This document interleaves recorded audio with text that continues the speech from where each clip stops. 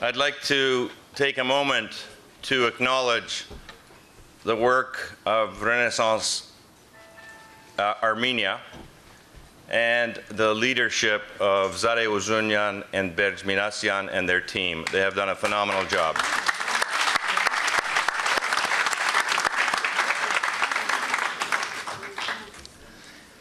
And as I learned from my father long ago, he said, no matter how difficult things are, humor always helps. So with your permission, I'm going to share a story with you. It relates to a man who started from humble beginnings and became one of the billionaires of Canada. His name is Seymour Schulich, and the business school at York is named after him, et cetera, et cetera. And in the midst of the most recent financial crash in 2008, he was asked, Mr. Schulich, are you optimistic?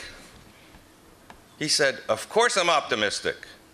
He said, how can you be optimistic? Why are you optimistic? He said, because I have never met a wealthy pessimist.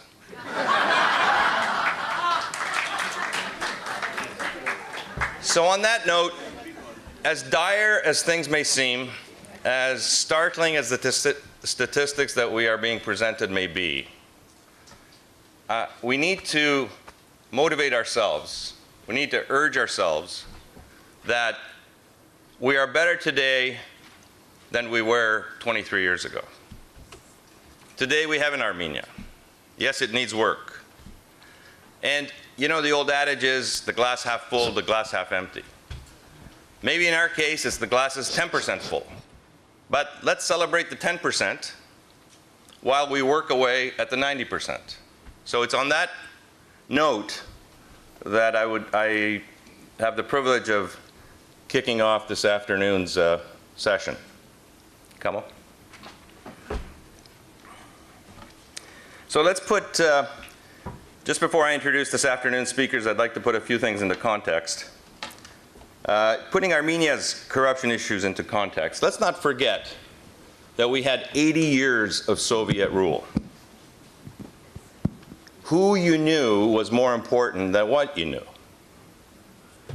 Soviet party rule is contrary to individual rights. And over these 80 years, Armenia didn't have the opportunity to build institutions. So when it became independent, there was this big vacuum that the ishkhanutun, the oligarchy, filled. So these things should not be surprising. We're now challenged to ask ourselves, now what do we do about it? And that's what we're here to talk about. So these lack of institutions, you have the presidency, you have the parliament, you have the judiciary. The parliament, we heard, a good half, 60, 70%, have dual lives, the parliamentarians. They have their businesses and they're also parliamentarians. There are far too many political parties. There's no united opposition. Without opposition and a weak civil society, you end up with authoritarian and oligopolistic governments. It's not a surprise. So in this short 20+ years, an economic elite class has been created in Armenia, which, as the rules of economics have taught us all the way through school, these people, and perhaps to be fair and non-judgmental, if we were in their shoes, maybe we'd be doing the same thing. I don't know. But the point is, it is the context and the ability to create such oligopolies, and the fact that it becomes so lucrative, and that there is no alternative. Sometimes you may even have an oligarch. Maybe one day he wakes up and says, okay, from this day forward, I want to do clean business. He may not be able to, because if he wants to have a dispute with another businessman and they want to take it to court, he's going to fall back into the same routine of having to try to bend the system. So these weaknesses in institutions and the resulting oligopolies breed cynicism and hopelessness. And this, I believe, this lack of hope, particularly within the Armenian population in Armenia, is, in my opinion, our greatest challenge. So, as some of you will know, and many of you were present, when the depopulation crisis research project was presented here in Toronto in February, which was the culmination of about 15 months of work by four think tanks, 2 universities, 2 think tanks in Yerevan. And Kamo Mailian, my colleague, will present an abridged version of the Depop research project shortly. The 2 things that jumped out at us were that there were non-financial reasons to emigrate. People were not emigrating just for financial reasons, just to be able to make a higher income. It was the lack of human development. 40% of respondents, and they did a survey of some 5,000 respondents, and the resulting response rate was very high. And the other response that you get is the lack of rule of law and the lack of democracy.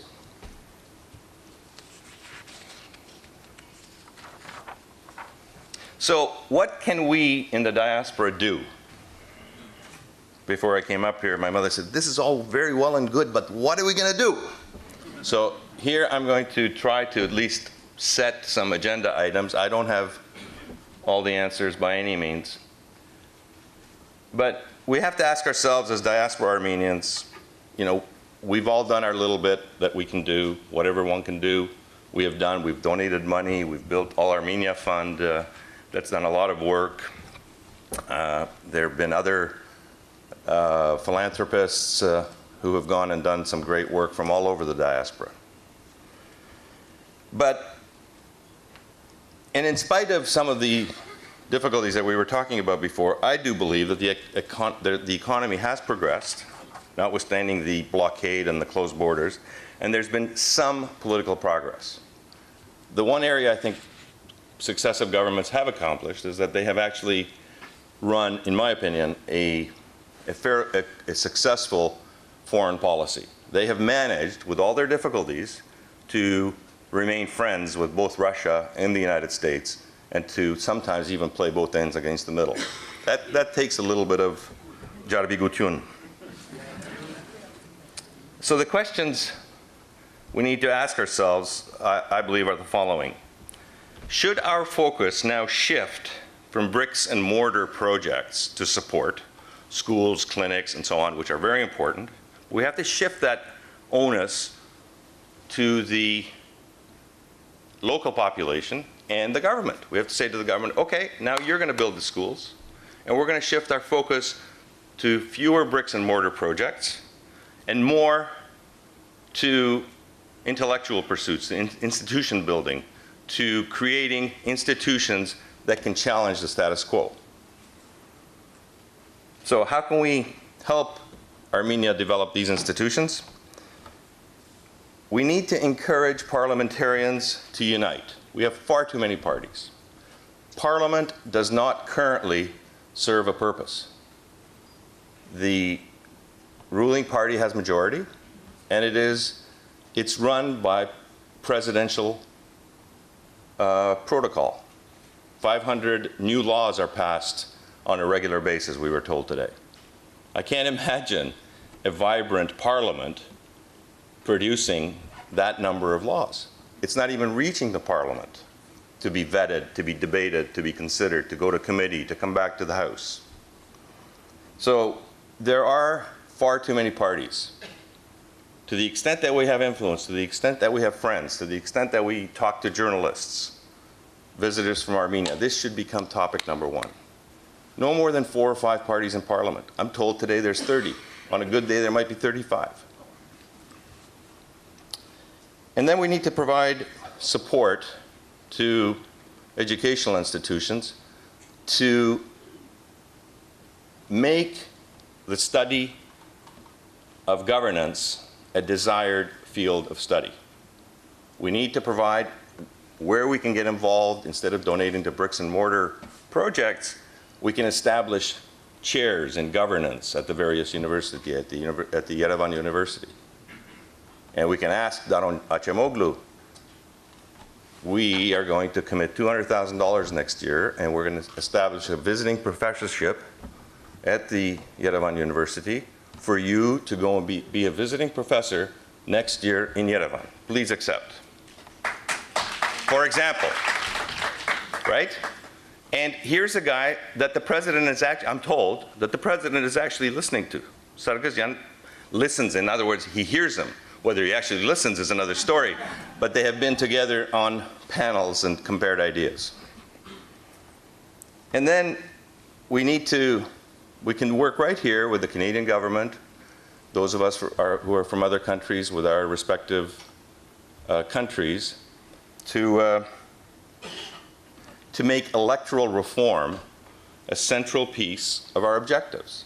The next election is 2018?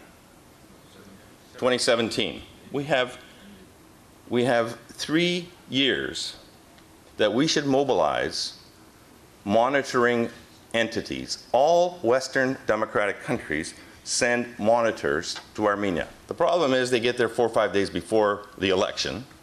They don't know which way is north, which way is south. They don't know what games are being played. They get fooled. They come back and they say, you know, it was a pretty fair election. Well, nonsense. You know? Of course. They play their own games, meaning those are the monitors. So we should, I mean, it's sometimes difficult because Canada sometimes does not want to send Armenians to Armenia to do monitoring. So we should enlarge our circle. We should talk to our Latvian friends and our Ukrainian friends and our English friends. Say, listen, we're putting a body together. We want you to go there on our behalf, 2017, and you're going to be there as a monitor. But we're going to pay your way, no strings attached. You're going to go a month earlier. And you're going to habituate yourself to the country. And you're going to figure out what's what a little more than the other guys did last election. Just ideas, but these are the ideas we need to pursue.